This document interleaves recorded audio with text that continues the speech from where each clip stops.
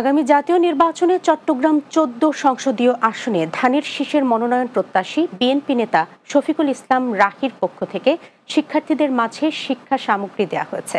উত্তর সাতকানিয়া বাজালিয়া অলি আহমদ কলেজ প্রাঙ্গণে এইচএসসি ২০২৫ ব্যাচের শিক্ষার্থীদের মাঝে উপহার সামগ্রী তুলে দেওয়া হয়।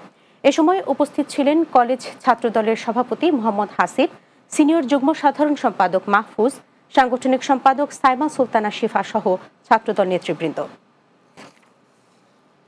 চট্টগ্রামের সাতকানিয়ায় কর্নেল অলি আহমদ বীর বিক্রম ডিগ্রি কলেজের এইচএসসি পরীক্ষার্থীদের বিদায় সংবর্ধনা ও দোয়া মাহফিল অনুষ্ঠিত হয়েছে। কলেজের হলরুমে ভারপ্রাপ্ত অধ্যক্ষ এনামুল হক শাহিনের সভাপতিত্বে ও শিক্ষক প্রতিনিধি অধ্যাপক মোহাম্মদ শহীদুল্লাহর সঞ্চালনায় অনুষ্ঠানের আয়োজন করা হয়। এতে প্রধান অতিথি ছিলেন কলেজ গভর্নিং বডির সভাপতি মোহাম্মদ জাকারিয়া শিকদার।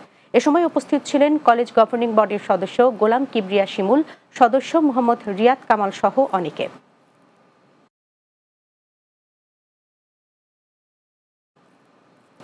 শেষ করব দিনের বাংলা, যাবার আগে সংবাদ শিরোনামগুলো জানাচ্ছি আরও একবার। ২ সপ্তাহের সংঘাতের পর ইরান ইসরায়েল যুদ্ধবিরতি কার্যকর, উভয় পক্ষকে অস্ত্রবিরতি লঙ্ঘন না করার আহ্বান ডোনাল্ড ট্রাম্পের।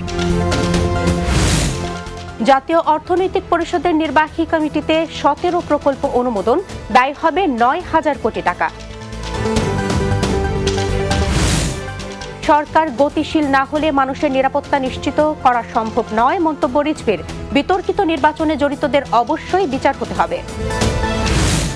এবং দীর্ঘদিন সংস্কার না হওয়ায় জয়পুরহাট পৌর সড়কগুলো পরিণত হয়েছে মরণ ফাঁদে, প্রায়ই ঘটছে দুর্ঘটনা। সমস্যা সমাধানের আশ্বাস পৌর কর্তৃপক্ষের।